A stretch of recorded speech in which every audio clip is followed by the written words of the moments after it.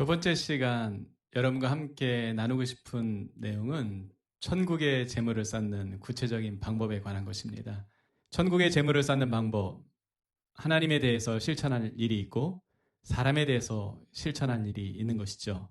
하나님께 대해서 실천한다고 할 때 세 가지 영역이 있습니다. 하나는 첫 열매고, 두 번째는 11조고, 세 번째는 감사 예물인 것입니다. 하나님은 구원받은 이스라엘 백성들을 향해서 가장 먼저 첫 열매를 드리라고 말씀을 하셨어요. 그 내용이 출애굽기에 나오는데, 내 토지에서 처음 거둔 열매에 가장 좋은 것을 가져다가 너희 하나님 여호와의 전에 드릴지며, 이러면서 첫 열매에 관한 말씀을 하십니다.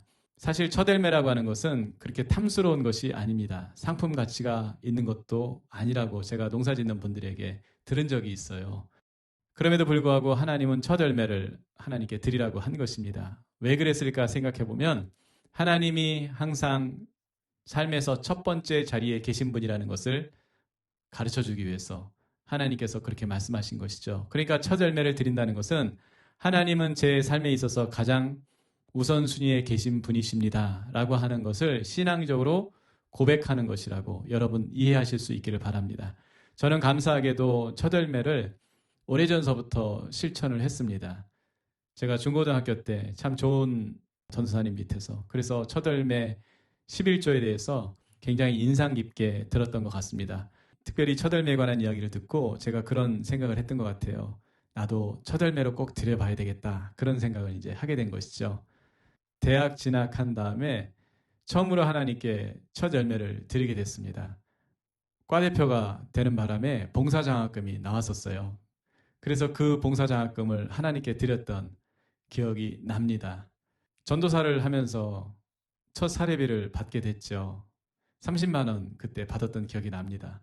그래서 그 30만 원을 하나님께 드리게 됐죠.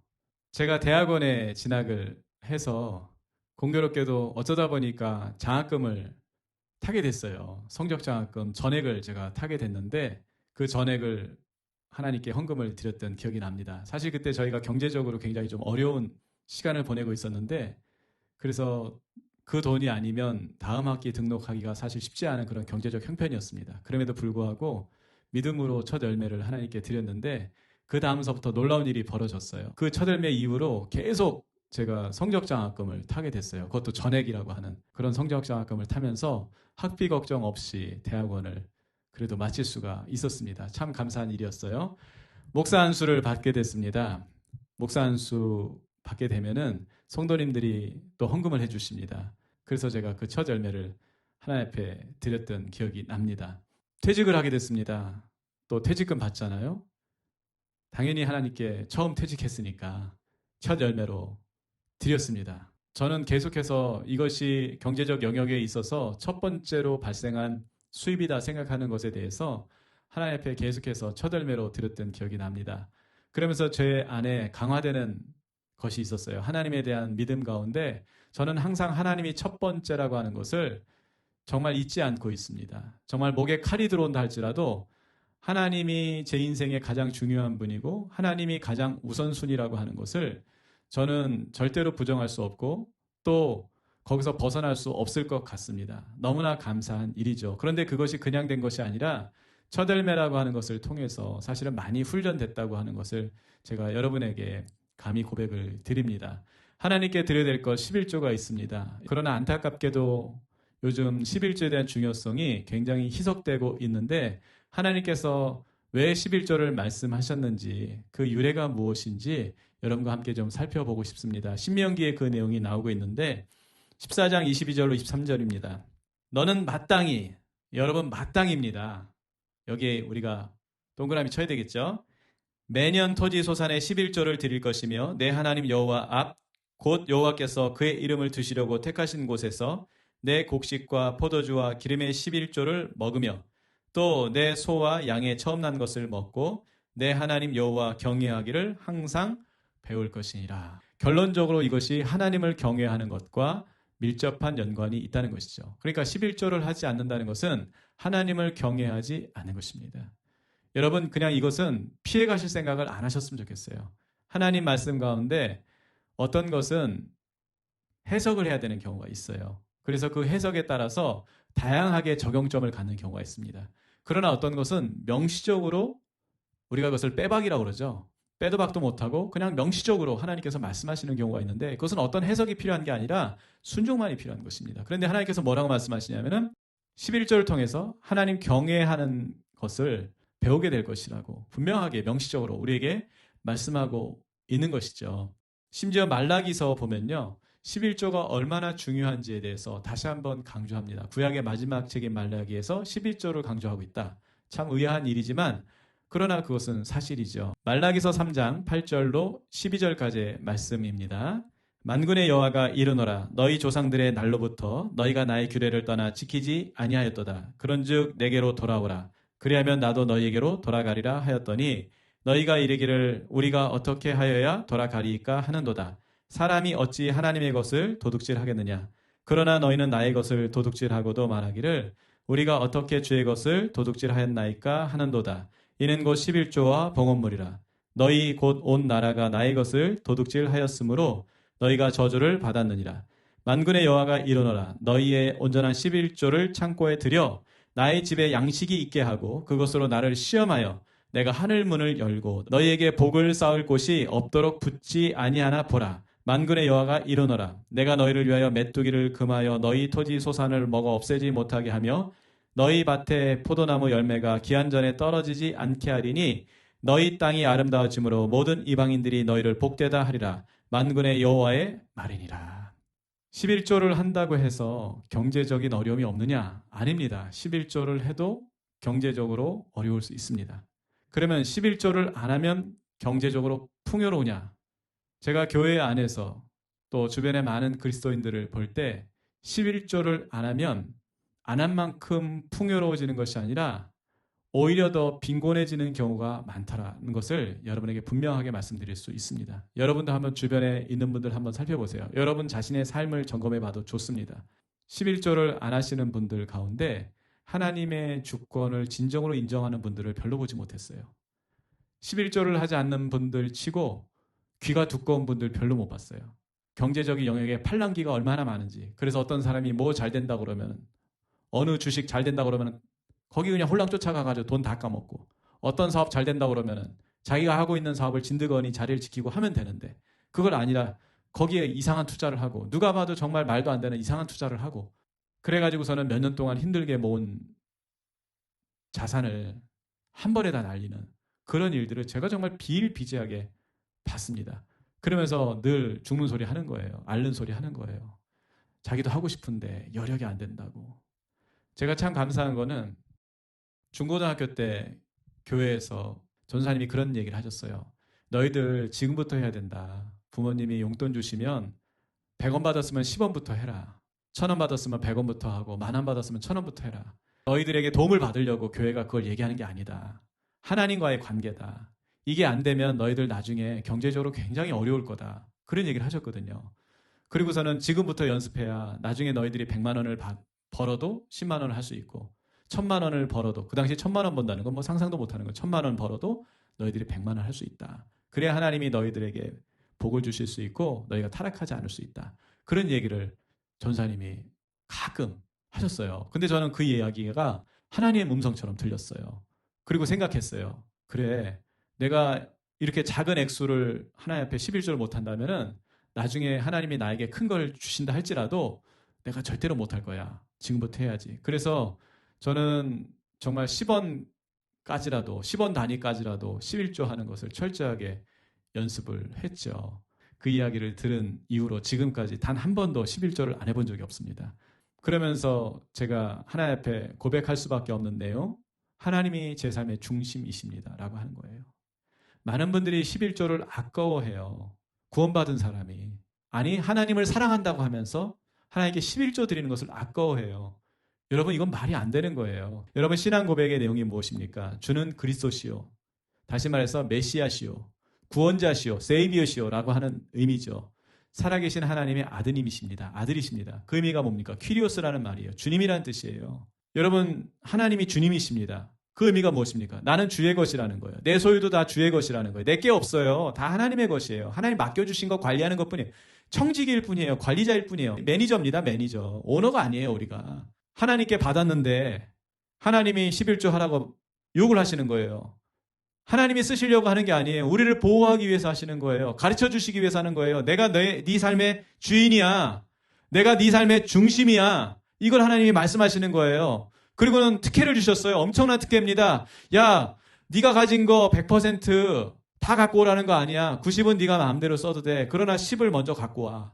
그거 먼저 갖고 와야 되는 거야. 나를 주인으로 인정한다면 먼저 10을 갖고 와야 되는 거야. 11조 못하는 분들의 특징이 있어요. 쓸 거 다 쓰고 11조를 한다고 그래요. 절대 못합니다. 저를 가르쳤던 전사님에게 배웠던 중요한 영적 원리, 메시지가 뭐냐면은 돈 받자마자 11조부터 해야 된다는 거. 그거였어요. 여러분 묵상도 마찬가지 아니에요? 묵상 잘 하시려면 첫 번째 시간을 드려야 됩니다.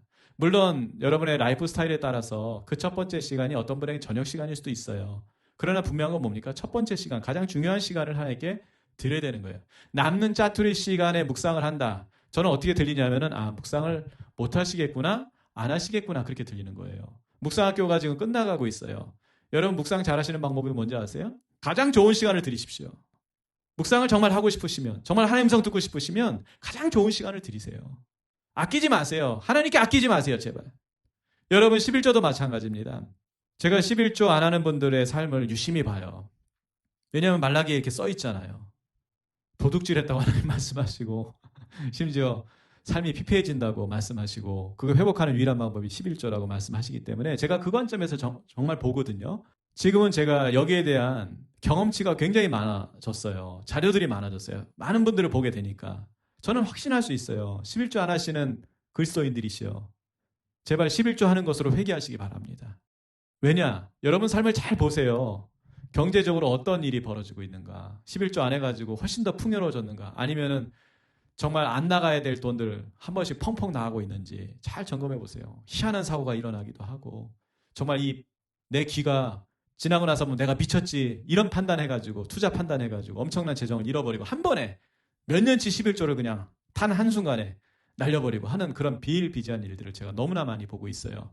왜 그런지 아십니까 여러분? 11조 안 하시면 여러분의 탐욕이 여러분의 눈을 가리고 여러분의 눈을 찌를 겁니다. 그래서 이상한 것을 아름답게 보고 그렇게 하면 뭔가 하나님이 축복하실 것 같은데 절대로 그럴 일이 없다. 만약에 그런 축복을 준다면 여러분 그 축복은 여러분의 영혼을 망하게 하는 사탄이 주는 축복이라고 생각하시면 될 것입니다. 참 안타까워요. 하나님께서 분명히 너희를 위하여 메뚜기를 금하며 너희 토지 소산을 먹어 없애지 못하게 하며 너희 밭에 포도나무 열매가 기한 전에 떨어지지 않게 하리니 너희 땅이 아름다워짐으로 우리 인생을 아름답게 하신다는 거예요. 우리의 삶의 영역을 지경을 아름답게 하신다는 거예요. 모든 이방인들이 너희를 복되다 하리라. 여러분 11조를 하면서 잘 사는 것은 기적입니다. 정말 기적 중에 기적이에요. 우리가 정상적으로 세금을 내고 있지 않습니까? 그런데 거기에 10%를 더 하나님께 드리고 있는 거예요. 지금 플러스 10%를 더 내고 있는데 잘 사는 거예요. 그게 기적 아니겠어요? 기적. 하나님께서 경제적 영역에서 하나님의 살아계심을 분명히 나타내십니다. 그것이 하나님의 영광이라고 저는 말씀드렸어요. 우리는 어떤 사람들입니까? 하나님의 영광을 보는 사람들이고 심지어 하나님의 영광을 나타내는 사람들인데 그렇게 하기 위해서라도 여러분이 11조를 정확하게 하나님 앞에 하실 수 있기를 바랍니다. 어떤 분들이 질문합니다. 저는 빚이 있습니다. 어떻게 해야 됩니까? 빚은 내 돈이 아니잖아요. 이자는 갚아야 될 세금과도 같은 것이죠. 어떻게 미룹니까? 그러면 그걸 다 빼고 11조를 하라는 거예요. 나의 영역 안에서 쓸 수 있는 돈을 가지고 처음에 11조를 하는데 기도하십시오. 뭐라고 기도하냐면 하나님 제가 저의 수입에 온전한 11조를 드릴 수 있도록 해 주십시오. 여러분 기도하시면서 11조 하실 수 있기를 바랍니다. 어떤 분들 정말 울면서 11조 하십니다. 왜냐하면 그동안 살았던 삶의 관성이 있고 그동안 썼던 소비 습관이 있고 지출 구조가 형성이 되면은 그거 무너뜨리는 거, 그거 바꾸는 거 정말 쉽지 않습니다. 나이를 먹을수록 더해요. 그런데 11조를 이제 회복해서 하겠다. 십자가에 못 박혀 죽는 그런 죽음과도 같은 경험을 한 번은 통과하셔야 된다고 저는 생각을 해요. 그러나 저는 여러분에게 분명히 말씀드리고 싶어요. 정말 숨이 넘어가도록 경제적 영역에서 한번 순종해 보자고. 그랬을 때 하나님이 어떻게 하시는지 하나님 한번 테스트해 보자고. 정말 살아계신 분이 맞는지 한번 테스트해 보자고 여러분에게 그렇게 좀 도전시켜드리고 싶습니다. 감사 예물이 있어요. 레위기서 22장 29절 말씀 보면은 너희가 여호와께 감사 제물을 드리려거든 너희가 기쁘시게 받으심이 되도록 드릴지며. 저는 묵상을 통해서 사실은 하나님께 감사하는 것을 배웠어요. 그리고 훈련을 받았습니다. 2013년도 추수 감사 주일이었어요. 성도들에게 하나님께 감사하라는 그 메시지를 전하는데 하나님께서 저를 책망하셨어요. 감사 주일이기에 감사하니 주님께서 그렇게 저에게 책망을 하셨어요. 제가 설교를 하면서 마음이 참 무거웠던 기억이 납니다. 하나님 앞에 머물렀어요. 하나님, 제가 어떻게 감사하기를 원하십니까? 그때 주님께서 떠오르게 하신 말씀이 바로 그것이었어요. 재물이 있는 곳에 네 마음이 있다. 제가 생각했어요. 아, 입으로 감사해서 안 되겠구나. 하나님 앞에 구체적으로 내가 재물을 통해서 감사하는 것을 훈련해야 되겠구나. 하나님 이걸 원하시는 것 같구나. 그래서 제가 하나님께 여쭤봤어요. 하나님, 제가 구체적으로 어떻게 감사 예물을 드려야 되는지 알려주세요. 그랬더니 하나님께서 말씀하셨습니다. 매주 10만 원씩 감사 예물을 드리거라. 그런데 그냥 드리지 말고 꼭 감사의 제목을 써서 한 주간에 있었던 내용들, 하여튼 네가 나에게 대해서 감사할 내용들을 써서 감사 예물을 드리거라. 그리고 시간을 주셨어요. 언제까지 하라고. 2014년도 성탄절까지 그렇게 하라고 주님께서 말씀하셨어요. 매주 10만 원씩 제가 감사 헌금을 드렸어요. 그냥 드린 게 아니라 반드시 감사의 제목을 써서 하나님께 계속해서 감사를 드리는 것을 연습을 했죠. 그때 알았어요. 감사 예물을 하나님 왜 원하실까? 제가 지금 첫 열매는 하나님이 제 삶의 첫 번째 순위십니다. 우선순위십니다라고 하는 것을 신앙 고백이라고 말씀드렸고요.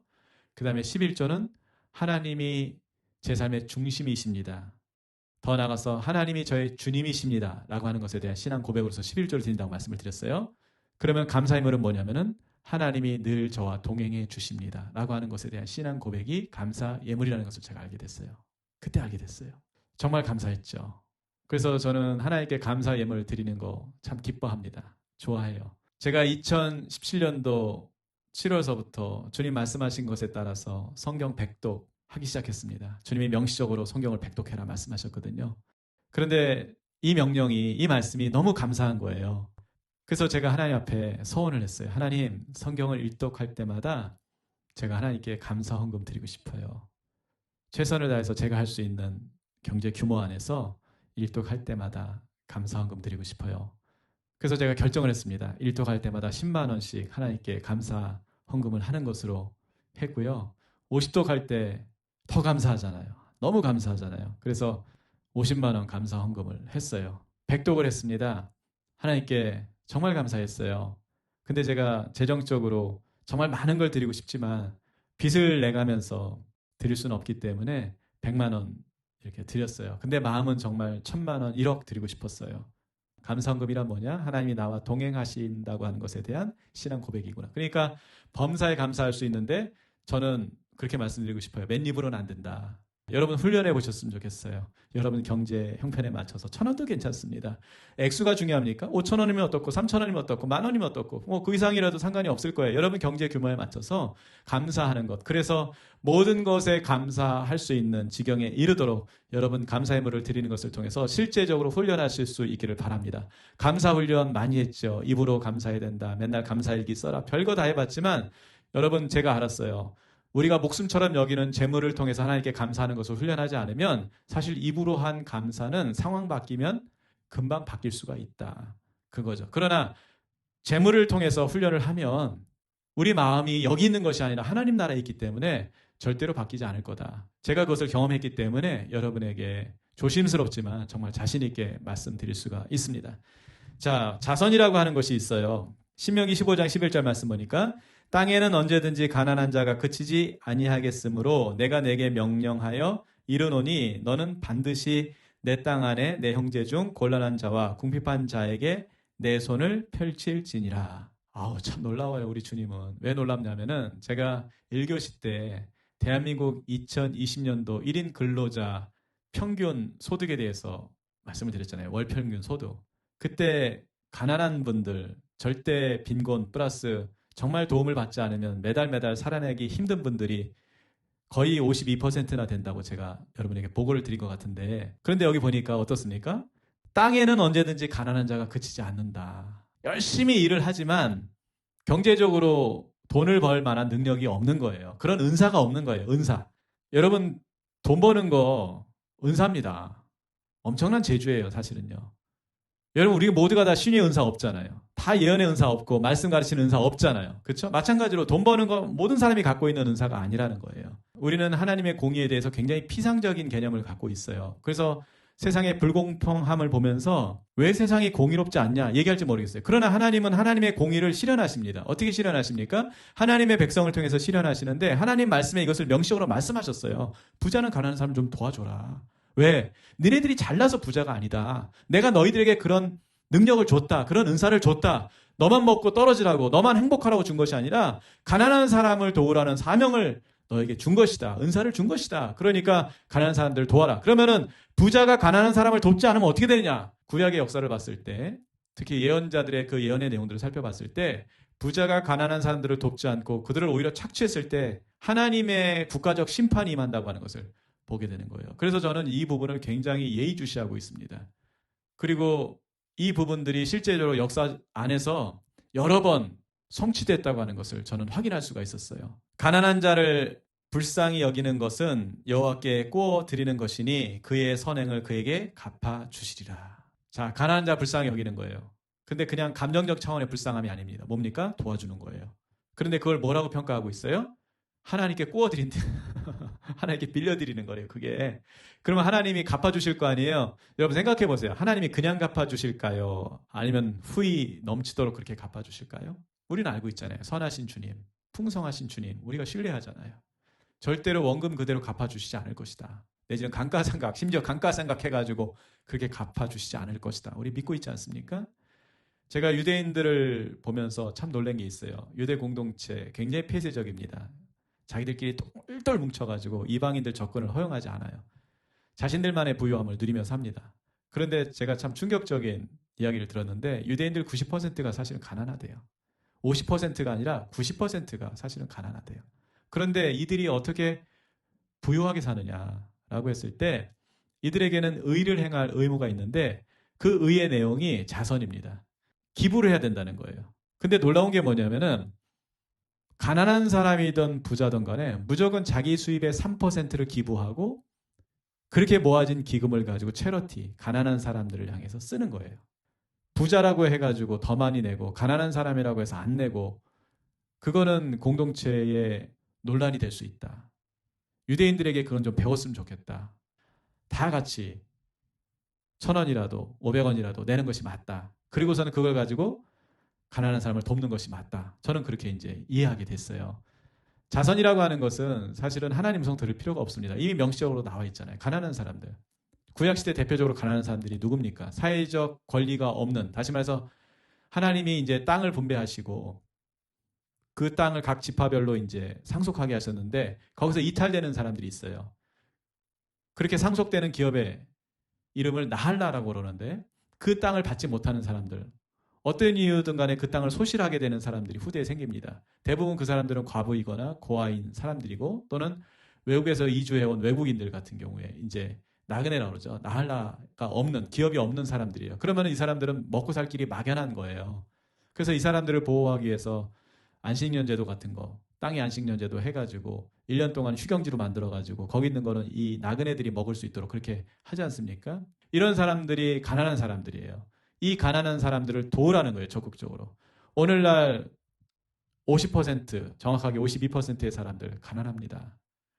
그리고 부동산이 지금 이렇게 높아지는 시대에 살고 있다면 더 그 상대적 가난함이 깊어질 수밖에 없는 그런 시대예요.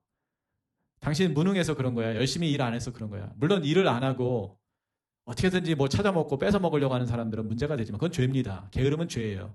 그러나 열심히 일하지만 분명히 성실해요. 그런데 가난해서 벗어나지 못해요. 어떻게 됩니까?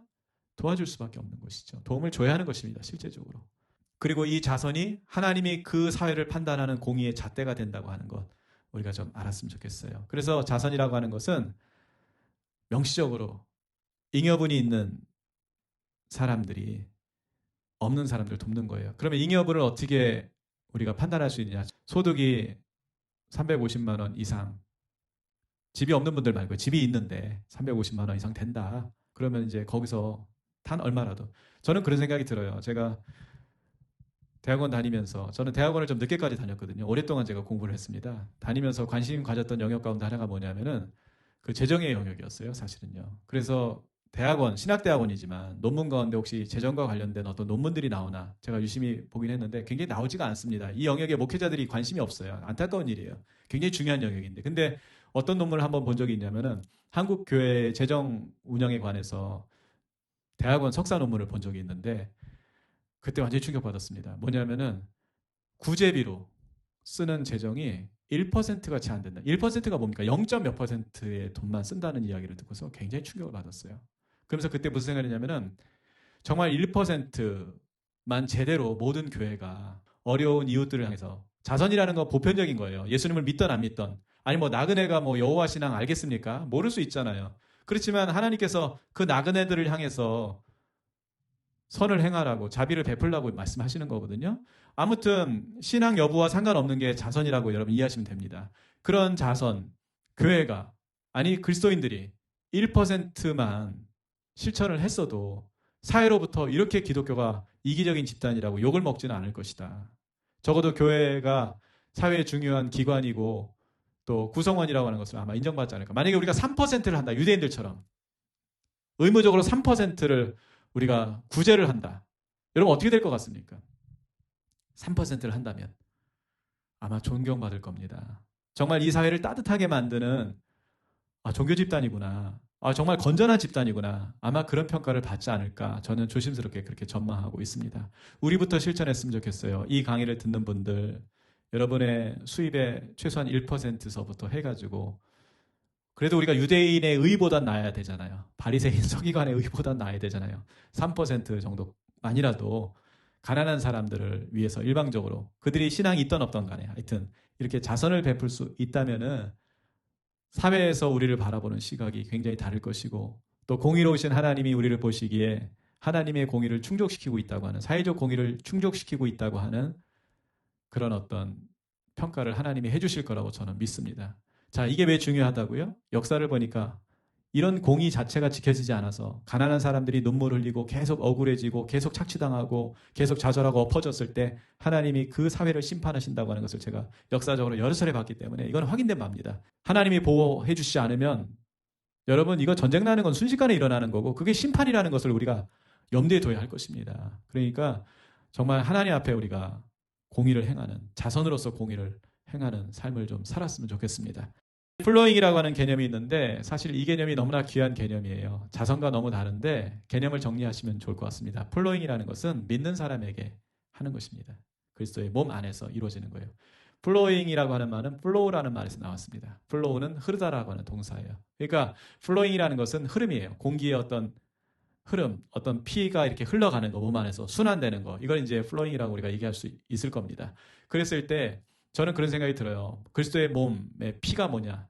재정이다. 그래서 이 재정이 흘러가야 된다. 돌아야 된다. 계속 돌아야 된다. 자, 자선은요, 부자가 가난한 사람에게만 하는 거예요. 그러나 반대로 플로잉은 하나님의 음성을 듣고서 흘려보내는 것입니다. 그렇기 때문에 가난한 사람도 자기보다 잘 사는 사람에 대해서 얼마든지 플로잉 할 수 있어요. 제가 플로잉을 했을 때 정말 감격했던 권사님이 있어요. 별거 아니었어요. 작은 선물을 플로잉을 했어요. 아내와 기도를 하는데 그 권사님이 생각이 났어요. 그래서 그 권사님 굉장히 부자시거든요. 그래서 그 권사님에게 선물을 하게 됐어요. 하나님이 선물하라는 마음이셨거든요. 그래서 카드에 써가지고 선물을 이렇게 드렸더니 권사님이 너무 감동하시는 거예요. 저희가 너무 당황스러울 정도로. 그러면서 이분이 속 얘기를 좀 하셨어요. 무슨 얘기를 했냐면은 자기가 조금 가진 삶을 산다고 많은 분들이 그렇게 알고 있기 때문에 늘 도움을 구하러 온다는 거예요. 자신에게는 대부분 뭐 기도해 주세요 이런 내용이 뭐겠습니까? 도와달라는 얘기죠. 한마디로 얘기하면. 그래서 늘 도와달라는 얘기. 선교사님이 됐던 어떤 시골의 어떤 목회자가 됐던 자신에게 늘 도와달라는 그런 이야기를 한다는 거예요. 거기까지 좋대요. 자기도 힘 닿는 대로, 이 권사님이 되게 하나님 사랑하시는 분이거든요. 그래서 힘 닿는 대로 하나님을 바라보면서 도움을 주시는데 근데 너무 속상할 때가 있대요. 그래서 언제 속상하세요? 그랬더니 그냥 의당 도와야 되는 사람으로 그렇게 취급당할 때, 취급당할 때 자기 너무 속상하다는 거예요. 그리고 이제 본인도 기도하실 거 아니에요. 그래서 어떤 분에게는 이제 후원을 그만해야 되겠다. 하나님 마음 주시면은 이제 그만해야 되는 거잖아요. 그래서 선교사님에게 좋게 말씀을 드리고 또 목사님에게 좋게 말씀을 드린다는 거예요. 올해까지만 하게 될 것 같아요. 내년까지 하게 될 것 같아요. 언제까지만 하게 될 것 같아요. 뭐 그 다음 달 선교사님 이번 달까지입니다. 다음 달부터 못합니다. 이렇게는 안 하시는 거예요. 그분도 시간을 좀 두고서 이제는 못할 것 같습니다. 그렇게 얘기를 하면요, 그걸 그렇게 서운해하고 심지어는 하나님 음성 잘못 들었다고 막 이런 식으로 막 책망을 하시고 막 그런다는 거예요. 거기에 너무 속상함이 있어서 이분이 나는 왜 이렇게 살아야 되는가. 여러분, 참 제가 이런 표현을 쓰는 거는 좀 그런데 그 영적으로 갈취당하는 느낌 있잖아요. 왜 갈취당하는 느낌. 그거 너무 불쾌한 거 아닙니까? 우리가 지나가는 분 불쌍해서 내가 자발적으로 돈을 뭐 1,000원이 됐든 10,000원이 됐든 도와드리는 거하고 그분이 계속 찾아와가지고 왜 나를 안 도와주냐는 식으로 나 지금 돈 달라고 있는 돈 달라고 뭐 1,000원이라도 달라고 이렇게 얘기하는 거하고 여러분 굉장히 이게 느낌이 다르잖아요. 이거 갈취라고 그러는 갈취. 갈취당하면 어떻습니까? 이게 돈이 많고 적음의 문제가 아니라 굉장히 불쾌한 거 아닙니까? 강요, 강압 이런 거 아니에요? 그 권사님이 그런 느낌이 있었던 것 같아요. 선한 일을 하는데 열심히 그분이 벌어가지고 주의 일을 하는데 그런 어떤 어려움이 있었던 것 같아요. 그런데 저희가 그렇게 선물을 해드리면서 권사님을 위로해드리니까 이분이 마음이 활짝 열려가지고 너무 감사하다고 하나님 아버지의 마음이 느껴진다고 막 감동하시는 모습 보면서 저희가 오히려 더 크게 놀라고 감동했던 적이 있거든요. 가난해도 어려워도 주의 음성 듣고 플로잉 할 수 있어요.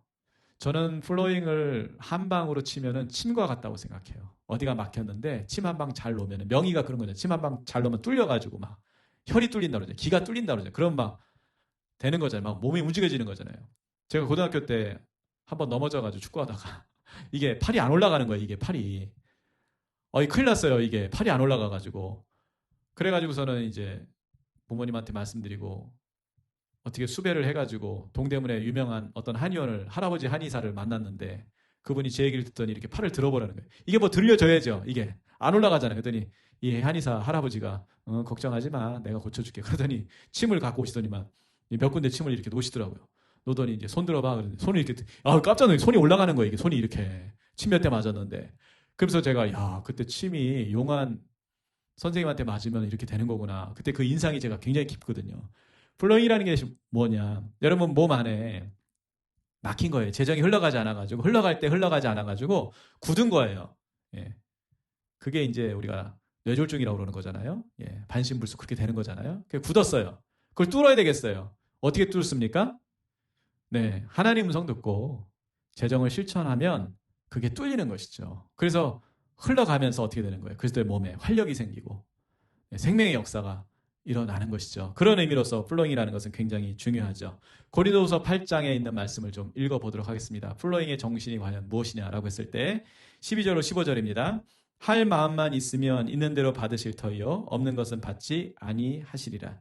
이는 다른 사람들은 평안하게 하고 너희는 곤고하게 하려는 것이 아니요 균등하게 하려 함이니. 균등이라는 말이 나옵니다. 균등. 그리스도 몸 안에서 어떻게 되는 거예요? 하나님의 부요함을 골고루 모두가 누릴 수 있도록 하게 하기 위함이라고 바울이 그렇게 천명하고 있는 것이죠. 이제 너희의 넉넉한 것으로 그들의 부족한 것을 보충함은 후에 그들의 넉넉한 것으로 너희의 부족한 것을 보충하여 균등하게 하려 함이라. 기록된 것 같이 많이 거둔 자도 남지 아니하였고 적게 거둔 자도 모자라지 아니하였느니라. 플로잉의 중요 원리가 있죠. 사고 파는 것이 아니에요. 우리가 거래라는 것이 있어요. 거래는 같은 등가를 가진, 같은 가치를 가진 것끼리 서로 교환하는 것을 거래라고 그래요. 물물 교환 옛날에 했잖아요. 그런데 물건 들고 다니기 귀찮으니까 이제 화폐가 만들어진 거거든요. 그래서 그 물건이 값이 얼마다라고 하는 것은 가치를 나타내는 것이에요. 우리가 플로잉 할 때 조심해야 될 게 뭐냐면은 자꾸 이거를 가치로 보는 거예요. 가치. 예를 들면 이런 거예요. 내가 어떤 사람에게 신발, 메이커 신발 한 10만 원짜리 이런 거를 음성 듣고서 플로잉을 했어요. 잘한 거죠. 그런데 어떤 분이 저에게 하나의 음성 들었다고 해가지고 양말 갖고 왔는데 보니까 2,000원짜리예요. 그러면 우리가 일반적으로 무슨 생각하냐면은 이게 뭐야? 나는 10몇만 원짜리 메이커 좋은 거 운동화 나 한 번도 안 신은 거 보냈는데 에게 하나님은 고작 2,000원짜리를 보내? 이거 뭔가 잘못됐네. 여러분 이렇게 등가를 생각하시면 안 된다는 겁니다. 실제로 이 등가를 생각하시는 분들은 플로잉에 실패를 하시게 돼요. 플로잉의 중요한 원리가 무엇입니까? 사고 파는 원리가 아니다. 등가를 매기는 것이 아니다. 하나님이 나에게 이것을 왜 주셨는지를 여러분 생각하셔야 돼요. 음성을 듣고 보내는 것도 중요하지만 어떤 분이 하나님이 이것을 플로잉을 하고 마음 주셨습니다. 그래서 갖고 왔습니다. 라고 했을 때 여러분 그 물건이 됐던 재정이 됐던 그것을 받으시면 그 다음에 뭘 하셔야 되냐면은 하나님 왜 이것을 저에게 공급하십니까? 라고 음성을 드려야 되는 것입니다. 그리고 더 나아가서 어떻게 여러분 다시 음성을 들으셔야 되냐면은 하나님 이거 저 쓰라고 주시는 거예요? 아니면은 저에게 심부름 시키기 위해서 주시는 거예요? 까지 확인하신다면은 거의 퍼펙트한 플로잉이 될 거라고 저는 생각을 합니다. 조건 없이 주고받는 은혜의 원리가 플로잉 안에 있는 것이고요. 목적은 하나님의 부유함으로 그리스도의 지체들을 서로 균등하게 하는 것에 있는 것이죠. 하나님의 음성에 따른 순종을 통해서 우리는 하나님 나라의 부유함을 여기서 경험하게 될 것입니다. 이 플로잉의 비밀이 여기에 있어요. 여러분 자선이라고 하는 것이 뭐라고 그랬죠? 하나님의 공의를 충족시키는 것이다 라고 하는 거라고 말씀을 드렸어요. 부자에게 의무다 라고 하는 것을 말씀을 드렸어요. 물론 받는 분들은 감사함으로 받아야 되겠지만 플로잉은 그것과 또 다른 차원의 것이 있다. 플로잉의 중요한 비밀이 무엇입니까? 하나님의 부유하심. 그 다음에 정확하게 필요를 채워주시는 하나님의 그 따뜻하고 정확한 손길을 경험하는 것이 플로잉이다 라고 하는 것이죠. 공통점이라고 한다면은 사랑입니다. 사랑의 의미가 무엇입니까? 상대방을 섬기기 위한 것이죠. 그 다음에 은혜입니다. 구체적으로 나누는 것입니다. 말로서가 아니라 재정이 됐던 물품이 됐던 흘러가야 되는 것이죠. 주어져야 하는 것입니다. 그리고 이제 공의라고 하는 것이죠. 하나님의 공의, 균등케 하는 것. 그것을 이제 말씀하고 있는데 차이점 계속 강조하지만 자선은 부자이기에 잉여분이 있기에 당연히 모자라는 분에게 없는 분에게 그것을 드리는 것. 그것이 이제 자선이라고 그랬고요. 플로잉은요. 부자라서 하는 것이 아니라 또 가난하다고 못하는 것이 아니라 하나님의 음성을 듣고 부자가 가난한 사람에게 할 수도 있고 가난한 사람이 오히려 부자에게도 할 수 있는 것이죠. 중요한 게 뭡니까? 하나님의 필요가 있는 곳에 정확하게 전달이 되는 거예요. 그럼으로써 주는 사람도 그렇고 받는 사람도 그렇고 하나님의 역사를 경험하는 것이죠. 제가 묵상을 하면서 정말 많이 연습하게 되는 영역, 플로잉이었어요. 2005년도에 훈련을 마치고 플로잉을 하기로 결정을 했죠. 올라왔더니 30만 원 현금이 딱 남아 있었습니다. 아내와 함께 상의를 했어요. 여러분, 우리 이제 음성 들으면서 이 재정 흘려보냅시다. 다음 달에 어떻게 살지 걱정하지 말고 그냥 이거를 한번 흘려보내고 하나님께 순종하는 거 한번 연습해봤으면 좋겠다고. 그때 하나님 주신 감동이 이제 선교로 곧바로 나가야 될 같은 훈련생들이 있었어요. 두 가정과 싱글 자매니 한 분이 계셨는데 그분들을 집으로 초대해서 같이 애찬을 하고 또 삶을 좀 나누고 기도하고 재정을 10만 원씩 그렇게 플로잉 하라는 마음을 주셨어요. 그래서 이분들을 저희 집에 초대를 해가지고 같이 밥을 먹고 교제하면서 이제 10만 원씩 선교비로 플로잉을 했습니다. 봉투를 이렇게 가정에 드리는데 갑자기 하나님이 매달 하겠다고 약속을 해라. 그렇게 감동을 주시는 거예요. 너무 당황스러웠어요. 주면서 그랬어요. 다음 달에도 하겠습니다. 다음 달에도 하겠습니다. 다음 달에도 하겠습니다. 그분들이 간 다음에 아내가 저한테 여보 어떡하려고 그래. 수입이 없는데 다음 달에 우리가 살아가는 것도 깝깝한데 지금 월세 내고 살아야 되는데 아니 이거 어떻게 할 거냐고 그렇게 아내가 묻는 거예요. 그래서 제가 그랬어요. 여보 나 잘 모르겠어 사실은. 그런데 하나님 그렇게 말씀하신 것 같아. 그래서 나는 그냥 순종하려고 그래. 하나님 어떻게 하시겠지. 하나님 말씀하셨다면 분명히 하나님 어떻게 길을 내실 거야. 그랬거든요. 그런데 놀랍게도 그 다음 달서부터 저를 후원하겠다고 하는 분이 생겨가지고 그것도 넉넉하게 제가 30만 원 후원해도 먹고 살 수 있을 만큼 후원하겠다고 그렇게 하는 분이 생겨가지고 이게 해결이 됐죠. 그래서 꽤 오랫동안 후원을 할 수가 있었어요. 제가 그때 확신했어요. 하나님 음성 듣고 흘려보내고자 마음을 먹는다면 하나님이 하시겠구나. 그러면서 이제 교회를 개척하게 됐죠. 교회를 개척하면서 계속해서 이제 플로잉 하는 삶에 대해서 소망을 갖게 되고 실천을 하게 됐어요. 2006년도에 은평구 대조동이라는 곳에 이제 집을 얻어가지고 나홀로 아파트라고 그러죠. 한 동짜리 아파트. 거기 어떻게 집을 얻게 돼가지고 거기서 이제 교회를 개척하게 됐어요. 가정에서 개척하는데 참 많은 분들이 왔다 갔어요. 근데 그때 하나님이 주시는 마음이 있었어요. 하나님 미리 말씀하셨어요. 많은 사람들이 너희 집에 왔다 갈 거야. 방문객들이 있을 거야. 그리고 그냥 오지 않을 거야. 희한하죠. 하나님 별걸 다 가르쳐 주세요. 그래가지고서는 제가 그때 하나님께 물었어요. 하나님 그러면은 재정 원칙을 어떻게 해야 될까요? 그랬더니 하나님께서 네 가족에게 받는 것은 너희 생활비로 써도 돼. 그런데 가족이 아닌 다른 사람들이 주는 것에 대해서는 교회 헌금하는 거 말고요. 개인적으로 봉투 주지 않습니까? 쓰라고. 이제 그거에 대해서는 플로잉을 했으면 좋겠다. 2006년도, 또 2007년도, 2008년도까지 계속 그런 훈련을 했던 것 같아요. 그랬는데 나중에 보니까 그 당시에 그렇게 해가지고서 어느 정도의 플로잉을 할 수 있었느냐. 매달 평균 30만 원 정도를 그렇게 플로잉하는 삶을 살 수가 있었어요. 2009년도입니다. 그때서부터 하나님께서 또 다른 어떤 메시지를 주셨어요. 제가 사실은 그때도 그렇고 지금도 그렇고 매해 연말마다 하나님 앞에 재정 원칙을 점검받아요. 하나님, 적어도 이제 플로잉에 대해서는 하나님 올해는 어떤 플로잉의 원칙을 가지고 살까요? 그러면 하나님께서 단 한 번도 응답을 안 하신 적이 없어요. 아주 정확하게 말씀을 하세요. 2009년도 하나님께서 뭐라고 말씀을 하셨냐면은 자비량으로 강의를 좀 했으면 좋겠다. 그리고 이제는 강의비를 받으면 그걸 전액 플로잉을 했으면 좋겠다. 그런 마음을 주시는 거예요. 그래서 제가 생각에 그게 그렇게 가능할까? 그런데 놀라운 일이 벌어졌죠. 2009년도 시즌서부터 제가 강의가 활짝 열리기 시작했어요. 하여튼 오라는 데가 많았어요. 그걸 절제해서 안 가서 그렇지. 하여튼 어떻게 연락이 됐는지 제가 그렇게 유명한 목사가 아님에도 불구하고 그렇게 강의를 와달라고 하는 데가 많았어요. 그래서 이제 강의를 뛰게 됐죠. 그랬더니 이제 매달 40만 원 정도 그렇게 플로잉을 할 수가 있었어요. 신났죠. 또 음성 들었죠. 하나님 2010년도가 됩니다. 어떻게 됩니까? 계속 동일하게 하나님이 자비랑 강의 다니고 플로잉 해라. 마음을 주시는 거예요. 2011년도까지 그런 일이 벌어졌는데 계속 해가지고 이 액수가 이게 올라가는 거예요. 2010년도에는 50만 원, 뭐 2011년도에는 60만 원 이런 식으로 매달 평균 그렇게 했었고요. 이러면서 제가 재정 영역에 있어서 하나님 음성 듣는 것에 대해서 굉장히 재미도 붙였고 또 음성 듣는 것에 대해서 굉장히 민감해지기 시작했어요. 하나님 무엇을 말씀하시는지 이렇게 캐치가 잘 되는 거죠. 2012년도 하나님이 네 재정의 15%를 플로잉 해라 말씀하셨어요. 그래서 수입의 15%를 하여튼 기계적으로 무조건 11조고 뭐 감사 예물은 감사 예물이고 주일 헌금은 주일 헌금이고 2013년도 또 하나님이 어떤 주신 원칙이 있었어요.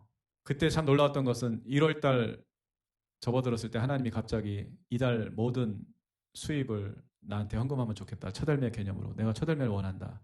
너무 당황스러웠어요. 하나님 첫열매 많이 걷어가셨는데 이러면서 근데 1월 달 수입에 대해서 말씀하셨기 때문에 1월 달 수입에 대해서 했는데 그때 정말 놀랬죠. 그때 1월 달에 800몇십만 원 제가 수입이 생겼어요. 깜짝 놀랐습니다. 그거 드리고 또 하나님 씨는 그 마음 따라서 플로잉을 하게 되고 2014년도도 그런 일이 있었고요. 또 2015년서부터 2018년까지 또다시 하나님께서 15% 안식년 개념으로서 네가 다른 사람의 가난함을 위해서 또는 내가 필요한 곳에 하나님이 필요한 곳에 그렇게 좀 플로잉 했으면 좋겠다. 그래서 그거를 또 열심히 지켰습니다. 2019년도서부터는 하나님께서 이제 10% 말씀하셨어요. 그러니까 이게 다 시절이 있더라고요. 제가 이걸 가만히 보니까 이게 우리 가정의 어떤 경제 사이클과도 맞아요. 아이들이 고등학교 가고 대학교 가고 뭐 이런 사이클들 있잖아요. 또 군대 가고 그때마다 저는 몰랐지만 하나님께서 거기에 다 맞춰서 미리 알아서 다 제가 이것을 플로잉 할 수 있도록 하나님이 도와주십니다. 할렐루야. 여러분 플로잉은 하나님이 하실 수 있도록 도와주세요. 그러니까 돈 없다고 못하는 게 아니라 하나님 말씀하시고 순종하면 어떻게든지 하나님의 길을 여시고 재물을 부어주세요. 그래서 이걸 쭉 할 수가 있었어요. 2019년도에 제가 기억이 나는 것은 하나님이 한 선교사님에게 300만 원을 플로잉 하라고 마음을 주셨어요. 묻지도 않고 따지도 않고 이제 하나님 말씀하셨으니까 300만 원을 플로잉을 했어요. 그랬더니 그분이 깜짝 놀라서 그런 얘기 하더라고요. 그거 어떻게 알았냐고. 그래서 뭘요? 그랬더니 자기가 급하게 한국 나오느라고 사실은 300만 원 카드 빚을 지고 나와가지고 지금 그게 큰 걱정이었다는 거예요. 그런데 이렇게 300만 원 하나님이 채우셨다고 너무 감격해하는 거예요. 같이 동역하는 사역자, 우리 청년 사역자가 있는데 교회가 사실 그때 형편이 좀 어려워졌어요. 코로나로 막 접어든 때였잖아요. 좀 용서를 구했어요. 미안하지만 교회에서는 사례비를 줄 수가 없는데 하나님 신뢰하고 그래도 주님의 일을 좀 같이 해보겠냐고. 그랬더니 이 청년 사역자가 자기 훈련 차원에서라도 이거 해보고 싶다고 하나님이 정말 어떻게 하시는지 자기도 경험해보고 싶다고 맨날 목사님 얘기만 들었는데 자기도 한번 하나님 경험해보고 싶다고 그러면서 무급으로 1년 동안 사역을 자기 열심히 하겠다고 그러는 거예요. 너무 감사하잖아요. 근데 하나님이 그때 감동 주셨어요. 뭐라고 감동 주셨냐면은 너희 사례비에서 좀 나눴으면 좋겠다. 제가 그래서 할 수만 있다면 하나님 말씀하실 때마다 좀 나눠야 되겠구나. 근데 이 청년 사역자가 1년 딱 지나서 고백한 게 있어요. 뭐라고 고백했냐면 하나님이 자기를 너무 풍요롭게 하셨다는 거예요. 1년 동안. 네, 그런 고백을 하는 것을 보면서 하나님이 참 감사한 분이구나 이런 생각 들었고요. 또 그런 일도 있었어요. 제가 하와이에서 사는 청년인데 어쩌다 보니까 우리 교회 자매님, 자매 청년하고 연애를 하게 됐어요. 아마 이거보다 더 먼 거리 연애 제가 들어보지 못한 것 같아요. 제 주변에서는. 잘 안 될 거라고 생각했어요. 너무 멀리 이렇게 해가지고. 근데 두 사람이 정말 너무 사랑하고 또 하나님이 주시는 그 믿음이 그 가운데 굳건하게 있다 보니까 또 소망이 있다 보니까 그걸 잘 해내더라고요. 근데 한 번에 이 형제님이 급하게 한국 들어올 일이 있었어요. 그리고서는 이제 나가야 됐는데 하나님이 저에게 어떤 감동을 좀 주셨어요. 그래서 제가 무슨 생각이 들었냐면은 아이고 오랜만에 이제 한국 갔다 나가는데 하와이 가서 맛있는 거라도 좀 사 먹으라고 저녁 식사비라도 좀 줘야 되겠다. 한 100불을 주면 좋을까? 200불을 주면 좋을까? 이러면서 이제 은행 가서 환전을 하려고 그러는데 하나님께서 갑자기 뭐라고 말씀하시냐면은 500불을 환전해라. 근데 제가 그때 이렇게 현금이 많지가 않았어요. 그래서 이 500불 한다는 게 좀 부담스러웠어요, 살짝. 근데 어떻게 합니까? 하나님 말씀하셨으니까 하여튼 탈탈 털어가지고 500불을 환전을 해가지고 그 청년이 이제 내일 비행기를 타야 되는데 저녁에 불러놓고 집에서 이제 같이 식사를 하면서 기도 제목 있으면 좀 나눠달라고 그렇게 얘기했는데 이 형제가 이제 갑자기 들어오게 된 이야기들을 좀 하면서 너무나 갑작스럽게 들어오는 바람에 사실은 자기가 한국에 들어올 때마다 집값을 렌트비를 사실은 선불을 해야 되는데 하우스피를 그걸 항상 준비해 놓고 왔다는 거예요. 그런데 이번에는 갑자기 들어오는 바람에 하우스피가 좀 부족하다는 거예요. 사실 좋은 집에 살지도 않습니다. 한 달에 700불 정도 내는 게라지 같은 데서 살고 있었거든요. 그 당시 좀 어렵게 살았어요. 하우스피를 못 내가지고 가자마자 바로 내지 않으면 바로 쫓겨나는데 그게 자기가 좀 걱정이라고. 그렇지만 하나님 믿고 자기가 가고 싶다고 그러는 거예요. 그래서 제가 그랬어요. 얼마나 도대체 부족하냐 그랬더니 500불이 딱 부족하다. 500불이. 그래가지고 제가 봉투 딱 주면서 하나님이 이거 마련해 놓으셨다고 걱정하지 말라고 이거 가져가라고. 그랬더니 이 청년이 그 봉투를 받자마자 제가 보는 앞에서 정말 어깨를 들썩이면서 우는 거예요. 그때 고백을 제가 잊을 수가 없어요. 하나님 신실하다고. 하나님 너무 신실하다고. 자기는 하나님 이제 앞으로 떠날 수 없을 것 같다고. 정말 하나님에 대한 믿음 흔들리지 않을 거라고. 그러고서는 이제 가게 됐습니다. 근데 제가 이 500불이 특별하다는 건 뭐냐면요. 이 500불을 통해서 이 형제님이 하나님을 신뢰했을 뿐만 아니라 결국은 이 형제님이 이제 미군이 되세요. 미군이 되고 또 면접을 보는 과정 속에서 자기가 무엇을 해야 될지 명확하게 얘기를 해요. 뭐라고 얘기했냐면 이 청년이 자기 미셔너리가 되는 게 목표라고. 그래서 미군을 하고 싶다고. 그렇게 얘기를 했어요. 그리고 이 자매님과 결혼하고 또 한국에 지원한 미군으로 나와서 열심히 군생활 하다가 이제 채플린 준비한다고 다시 이제 미국으로 들어가게 됩니다. 이런 일련의 과정을 놓고 볼 때 그 플로잉 500불이 사람의 인생을 바꿀 수 있다는 것. 사실 500불이 별거 아닐 수도 있어요. 뭐 50만 원, 60만 원이 한 사람의 인생을 바꾸기에 충분한 돈이 아니에요. 몇 억 들여도 사람 인생 안 바뀌지 않습니까? 그런데 그 돈을 통해 가지고 형제가 바뀌는 거 봤어요. 하나님이 감동 주셔가지고 했던 일들 가운데 정말 인상적인 일들이 있어요. 선교사님과 같이 일하는 스텝입니다. 그 자녀인데 선천성 심장병이에요. 근데 중국에서 수술하기가 되게 어려워요. 돈이 너무 많이 들어요. 근데 무슨 돈이 있습니까? 없잖아요. 기도해달라고 연락이 왔어요. 근데 하나님이 감동을 주시는 거예요. 야, 너 돈을 좀 보냈으면 좋겠다. 1,000만 원 비용이 든다고 하는데 그 아이의 심장에 그리스도의 심장을 이식했으면 좋겠다. 그런 마음을 주시는 거예요. 어떻게 하면 되죠? 네, 보내면 되죠. 그래서 보냈어요. 그 아이 소식을 가끔 듣습니다. 사진을 가끔 보내와요. 잘 크고 있다고. 그런 이야기를 듣습니다. IT 생각나가지고 1,000만 원 보낸 적이 있어요. 어떻게 보냈느냐.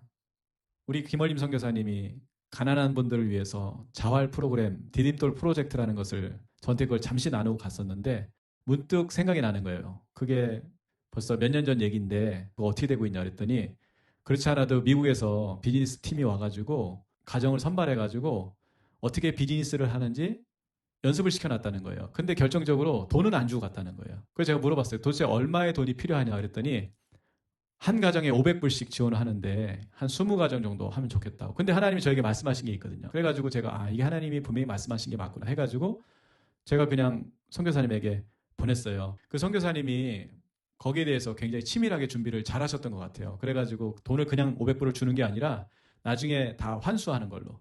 최근에 선교사님을 만났어요. 귀국을 하셨거든요. 그래가지고 만나서 제가 말을 꺼낸 게 아닌데 선교사님이 말을 하시는 거예요.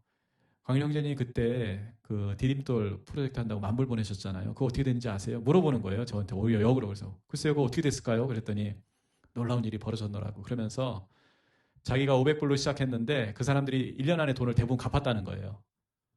미국에 있는 어떤 교회나 이런 데서 이게 재밌는 얘기잖아요. 이게 굉장히 흥미로운 얘기잖아요. 그러니까 펀드레이징을 좀 더 해줬다는 거예요. 그러면서 이거를 운영하기 시작했는데 지금 IT에 이게 얼마가 지금 돌아가고 있냐면은 거의 30만 불이 돌아가고 있다는 거예요. 25만 불에서 30만 불, 그 사이가 지금 돌아가고 있다는 게 몇 가정이 돌아가는 겁니까? 500불씩 줬으니까. 엄청나죠. 그리고서는 500불 갚으면은 그 다음 단계가 뭐냐면은 1000불을 빌려주고 그럼 좀 더 큰 규모의 노점상을 하는 거예요. 그럼 1000불을 갚으면 어떻게 되냐면은 최종적으로 3000불을 빌려주고 이런 식으로 해가지고 이 사업 영역을 키워나가고 그 지방의 어떤 은행뿐만 아니라 법률가들까지 다 합세해가지고 이 일들을 공적인 일로서 그렇게 잘 해내고 있다는 거예요. 너무 감사한 거예요. 성경에 보니까 마태복음에 보니까 13장이죠. 천국 비유 가운데 옥토에 씨가 뿌렸을 때 30배, 60배, 100배라고 그랬는데 이 재정이 30배, 60배, 100배가 될 줄이야 누가 알았겠습니까? 지금 30만 불 돌아가고 있는데 너무 잘 되고 있다고. 이 코로나 시국에 그게 그렇게 잘 돌아가고 있다는 거예요. 그러면서 제가 생각하기에 야 이거 100만 불 돼도 이상하지 않겠구나 이런 생각이 퍼뜩 들더라고요. 너무나 감사한 일이죠. 하나님 성 듣고 순종했을 뿐인데 그냥 그 일이 저는 정말 겨자씨만한 거 하나 했을 뿐인데 그 겨자씨가 그렇게 생명의 열매가 풍성하게 맺혀가지고 현지 사람들을 살리는 그런 일을 한다는 것을 볼 때 너무나 하나님께 감사할 수밖에 없는 것이죠. 지금까지 계속해서 플로잉의 삶을 살고 있고 아마 평생 저는 플로잉의 삶을 살 겁니다. 그런데 여러분 조심스러운 얘기인데 저는 기록하는 좀 습관이 있어요. 그래가지고 해마다 어느 정도의 플로잉을 했는지 기록에 다 남겨놨어요. 지금까지 2006년도 1월서부터 해가지고 지금까지 어느 정도 플로잉이 됐냐라고 했을 때 저도 굉장히 놀랐는데 해마다 평균 1000만 원 정도를 플로잉을 했더라고요. 제가 그럼 엄청난 부자냐? 그렇지 않습니다. 그런데 놀라운 일이 정말 벌어지고 있는 것이고 제가 알게 된 게 뭐예요? 여러분에게 강조하고 있는 게 뭡니까? 우리는 축복의 통로라는 것. 통로의 의미가 뭐예요? 흘러가는 것. 제가 부자여서 흘러보내는 게 아니에요. 제가 저수지가 아닙니다. 저는 통로입니다. 하나님이 주셨기 때문에 그걸 그냥 잘 흘려보내면 되는 거예요. 그러면 저의 삶이 초라하냐? 초라하지 않습니다, 여러분. 돈 없어서 뭘 못 해보지 않았어요. 그리고 너무 감사한 거는 사실 돈 가지고 뭘 딱히 해보고 싶은 것도 없어요. 뭐 좋은 차를 사고 싶은 생각도 별로 없고요. 거의 없습니다, 사실은. 그리고 뭐 좋은 옷을 입어야 되겠다. 뭐 좋은 걸 먹어야 되겠다. 별로 그런 생각이 들지 않으니까. 마트 가면은 정말 눈에 띄는 게 있다면 원앤원과 2+1 뭐 이런 거 베스트 바이 지나서 할인하는 거 있잖아요. 그런 거 눈에 잘 띌지 모르겠지만 뭐 기타 막 이렇게 물욕 같은 게 별로 없어요. 뭘 먹어야 되겠다 그런 생각이 별로 없어요. 또 아이들도 감사하게도 입이 짧아요. 우리 아이들이. 뭘 막 먹고 싶다 이런 얘기를 안 해요. 그러니까 뭘 갖고 싶다 사고 싶다 막 이러질 않아요. 그러다 보니까 저희에 있는 재정 가지고 처음에는 시작해서 플로잉을 해서 흘려보냈지만 지금은 통로가 돼서 정말 많은 것들을 흘러갈 수 있게 하는 축복을 하나님께 받았다고 하는 것이죠. 여러분 플로잉을 하려면 어떻게 될까라고 했을 때 기본적으로 다른 사람을 풍요롭게 해야 되겠다고 하는 예수님의 마음은 품으셔야 됩니다. 그 마음 없이는 계속해서 플로잉하기 쉽지 않습니다. 예수님의 정신이 뭐예요? 다 빼주는 거 아니에요? 다 주는 거 아니에요? 십자가에서 다 모두 다 예수님이 다 이루었다라는 말 안에는 저는 그렇게 이해해요. 내가 모든 것을 다 나눠줬다. 받는 자가 아니라 주는 자가 복이 있다고 하는 건 여러분 주님의 말씀이죠. 받는 것이 복이 있어요. 주는 것이 복이 있어요. 어린아이들은 받는 게 좋다고 그러잖아요. 신앙 영적으로 어리면은 그런 간증 많이 하잖아요. 내가 기도했더니 하나님 이거 줬다. 그거 막 간증하잖아요. 그럼 저는 그렇게 생각해요. 속으로 지질이도 복이 없으셔. 지질이도 복이 없구나. 반대로 음성 듣고 이거 했다. 이게 복된 사람이에요. 물론 이거를 우리가 오른손이 한 거 왼손이 모르게 또 왼손이 한 거 오른손이 모르게 할 필요 있지만 그러나 때때로 어떤 사역의 자리에서 뭐 저처럼 이렇게 나눠야 될 수밖에 없는 자리 하나님이 마련해 주실 겁니다. 여러분에게도. 그랬을 때 여러분 정말 가슴 뿌듯할 거예요. 받는 게 복이 있는 것이 아니라 주는 자가 복이 있는데 여기에 또 다른 비밀이 숨겨져 있는데 처음엔 내 것을 주는 것 같지만 그러나 내가 다 줄 수 없다. 왜요? 우리의 경제적 능력이 그렇게 안 되거든요. 우리가 뭐 상위 2.3% 1,000만 원 이상의 수입으로 그렇게 뭐 살아가는 그런 사람들이 아니잖아요. 예, 그렇게 되더라도 마찬가지고요. 결국 뭡니까? 하나님이 주시는 잉여분이 있기 때문에 그것을 겸손하게 나누는데 점점점 파이가 커진다. 예, 캐파라고 그러죠. 캐파서티가 점점점 생산성이 확대돼가지고 나도 모르게 엄청난 통로가 되는 거예요. 처음에는 쫄쫄쫄 흘려보냈는데 나중에 콸콸콸 흘려보내도 나는 마르지 않는 그런 놀라운 역사가 일어날 줄 믿습니다. 또 하나 마지막으로 플로잉을 지속적으로 실천하려면은 권리 포기 어느 정도 하셔야 돼요. 우리 더 아껴야 돼. 우리 더 전략해야 돼. 우리보다 더 어려운 사람 너무 많아. 우리 이렇게 사는 거 죄야. 이런 개념이 아니에요, 여러분. 제가 궁핍함을 느끼지 않고 부족함을 느끼지 않고 제가 언제나 부유함을 느끼고 있다면 여러분 이거 감사할 일이고 정말 축복받은 일 아니겠습니까? 여러분에게도 이런 축복이 임할 줄 믿습니다. 우리가 오너십이 아닙니다. 절대로. 모든 것이 주님의 것이에요. 우리는 어떤 사람이에요? 예, 우리는 스튜어드십, 청지기 정신을 가지고 관리자로서 사는 거예요. 그랬을 때 분명히 국가에 내야 될, 사회적 의무로서 내야 될 세금 있을 거고요. 그리고 하나님께 드려야 될 세 가지 영역들 제가 말씀드렸죠. 첫 열매, 11조, 감사예물 하나님께 드려야 될 것이고요. 그 다음에 이제 자선과 플로잉의 영역들을 실천해 갈 것이고요. 그 다음에 이제 생활비 영역. 그래서 다음 시간에는 구체적으로, 더 구체적으로 이런 것들을 표를 통해 가지고 좀 구체적으로 우리가 계획을 좀 짜고 마지막으로 플로잉 실습하는 것으로 시간을 좀 마치려고 합니다. 제가 누리고 있는 이 부유함이 여러분에게도 임할 줄 믿습니다. 간단합니다. 하나님 성 듣고 플로잉 하시면 되는데 하나님 성을 지속적으로 잘 듣는 방법이 뭡니까? 결국은 묵상하는 것이다. 날마다 묵상하다 보면 하나님 음성 듣는 거, 경제적 영역에서 듣는 것도 아주 잘 뚫린다. 오히려 더 잘 뚫릴 수도 있다. 말씀 앞에서는 어려울 수 있지만 경제적 영역에서는 훨씬 더 잘 뚫릴 수 있다. 여러분 말씀드리고 싶어요. 네, 3교시에 찾아뵙겠습니다.